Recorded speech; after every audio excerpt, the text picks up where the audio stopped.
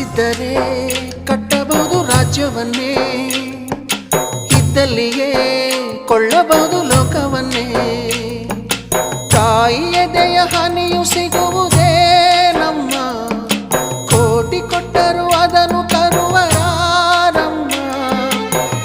ಅವಳ ಮಡಿಲ ಸುಖ ದೊರೆತರೆ ಕೊನೆ ತನಕ, ಎಂಥ ಭಾಗ್ಯ ಕಂದ ಈ ನಿನ್ನ ಬಾಳಿಗೆ.